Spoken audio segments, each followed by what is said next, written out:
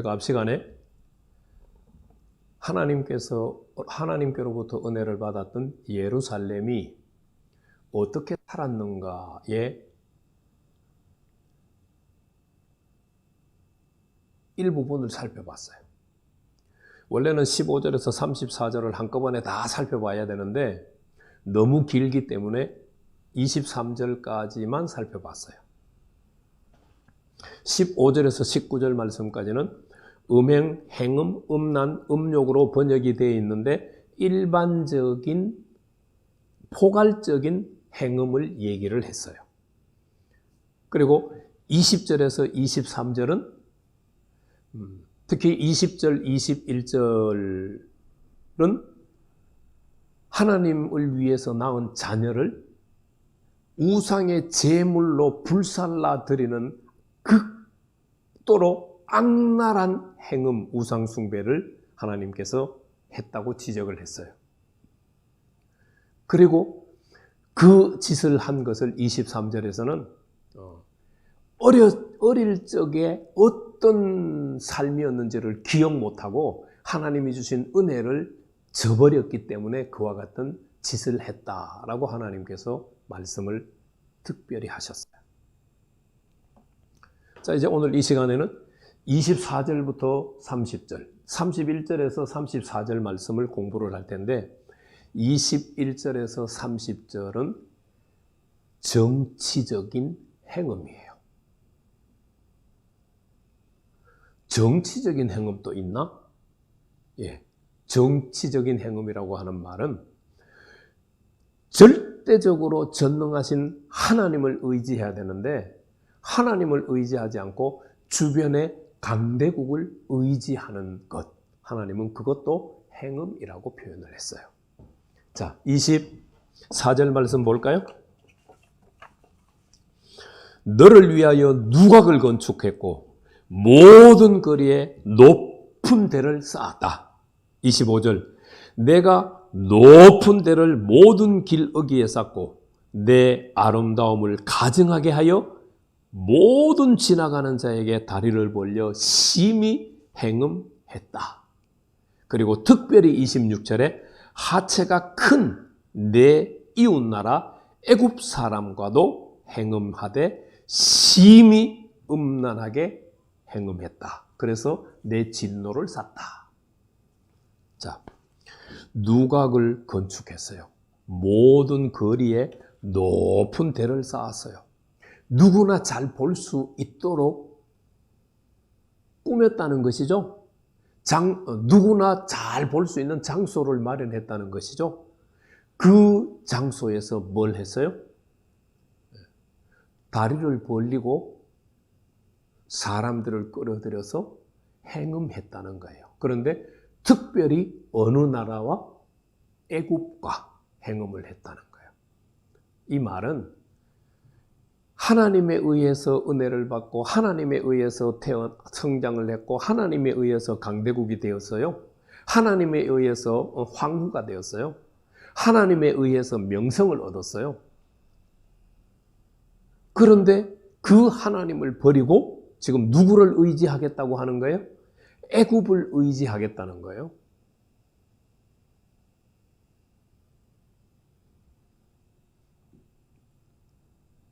그래서 애굽을 의지하겠다는 것 자체가 행음이에요, 행음. 하나님을 의지하지 않고 정치적인 결단을 해서 이건 주로 이제 고관들이 왕이나 왕의 신하들이 하는 행동이죠. 백성들이야 그냥 따라갈 수밖에 없잖아요.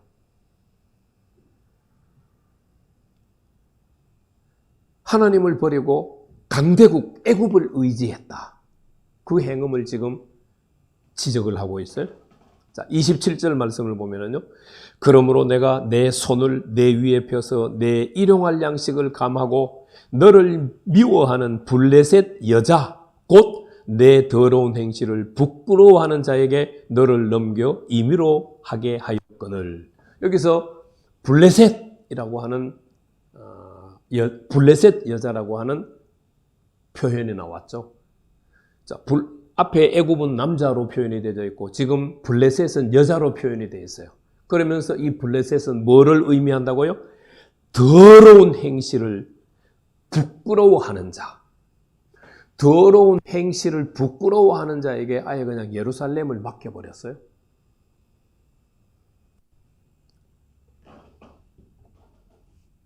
그래서 이 더러운 행실을 부끄러워하는 여자로 비유가 되어 있는 블레셋에 맡겨서 블레셋이 예루살렘을 마음대로 주무리도록 하나님께서 그렇게 하셨다는 것을 얘기를 해요.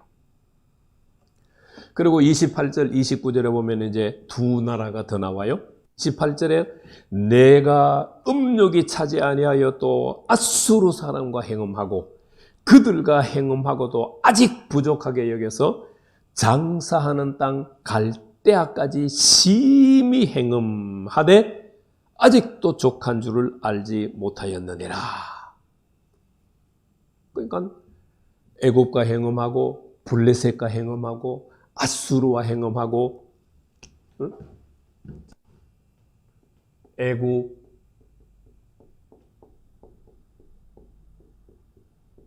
블레셋, 아수르, 갈대아, 바벨론이죠. 네. 갈대아 앞에 장사하는 땅이다라고 붙어 있죠. 이 장사하는 땅은 카나안이라는 그러니까 가나안 땅이라고 하는 명칭의 카나안을 장사하는 땅이라고 번역을 했어요. 이게 이제 17장 3절 말씀에 다시 한번 나오는데 그때는 카나안이 바벨론을 상징하는 언어가 돼서 장사하는 땅이라고 번역을 하는 것이 좋아요. 그런데 오늘 16장 29절에서 카나안이라고 하는 단어를 장사하는 땅으로 번역했는데 차라리 이것은 가나안 땅에서부터 갈대아 땅까지로 번역하는 것도 의미가 있을 것 같아요. 가나안 땅에서부터 갈대아 땅까지 가려면은요, 특별히 아수르 지역을 지나야 되잖아요. 그리고 갈대아 땅, 바벨론 땅까지 역사적으로 보면은요,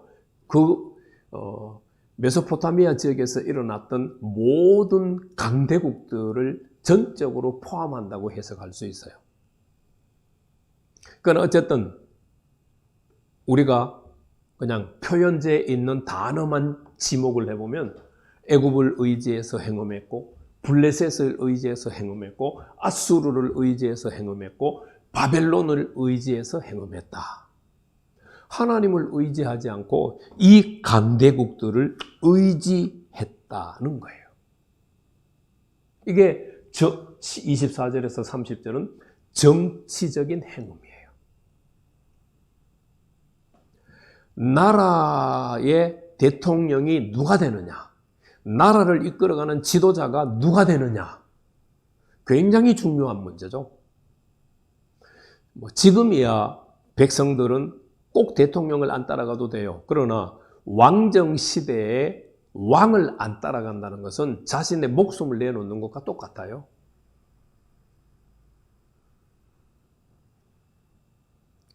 오늘날도 나라를 이끌어가는 지도자는 굉장히 중요해요.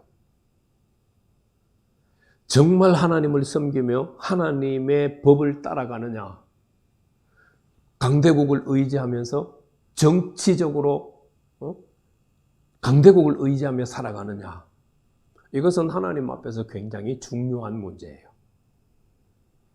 그리고 이제 마지막 31절에서 34절이 남았는데 여기에는 행음이 특심이었다는 것을 다뤄줘요.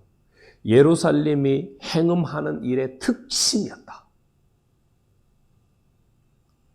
어떻게 특심이었느냐?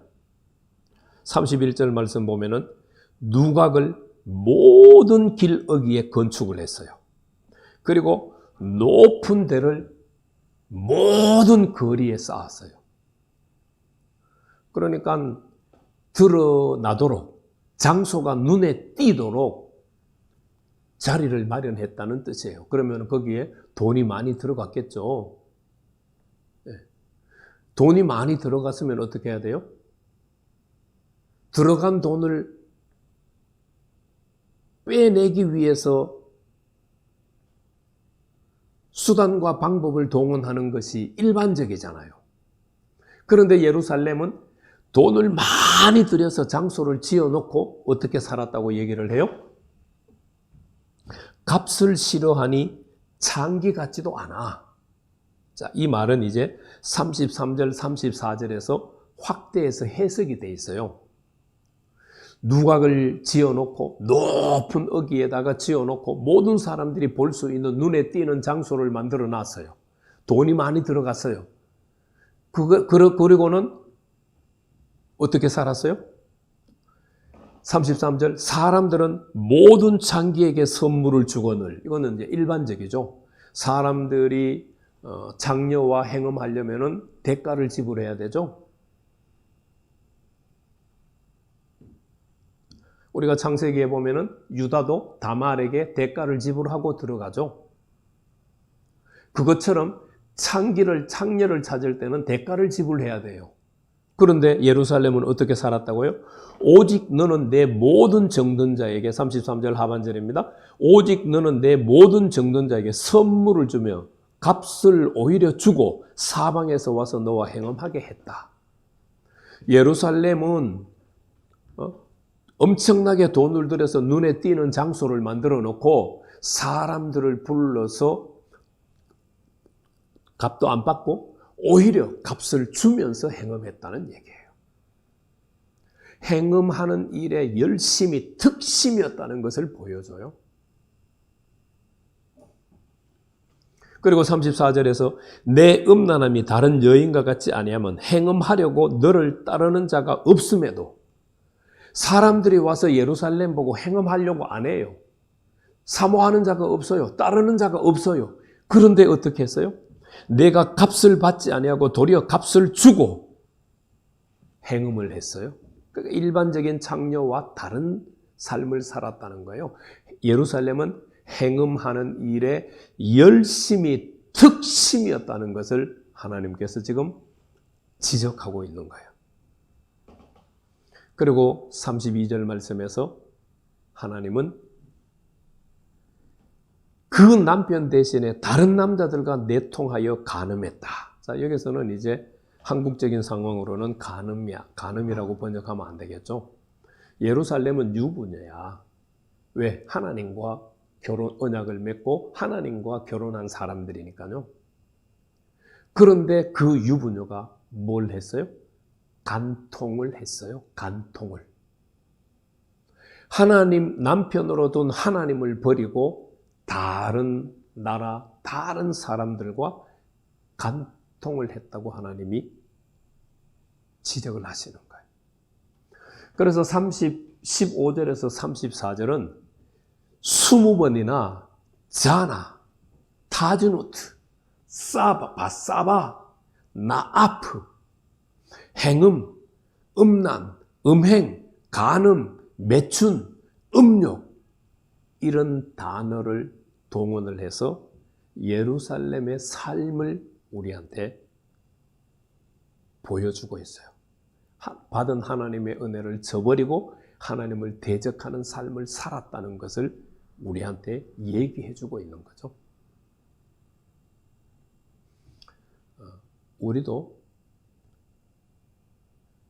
하나님을 의지하지 않고 다른 무언과 대상을 사모하고 의지하는 경우가 많이 있어요. 특히 여기서 세 번째 단락, 정치적인 음행은 우리가 다른 사람을 의지하고 아니면은 다른 나라를 의지하고 하고자 하는 이런 마음들, 어쩌면은 우리 마음 속에도 있지 않는가를 잘 살펴봐야 돼요. 하나님밖에 없어요. 주님밖에 없다니까요. 하나님만 의지하는, 지금 의지하고 있는 내가 마음으로 의지하고 있는 것을 하나씩 하나씩 살펴보고 거기서부터 마음을 다 빼내와서 하나님을 전적으로 의지하는 신실한 종들이 되기를 축복합니다.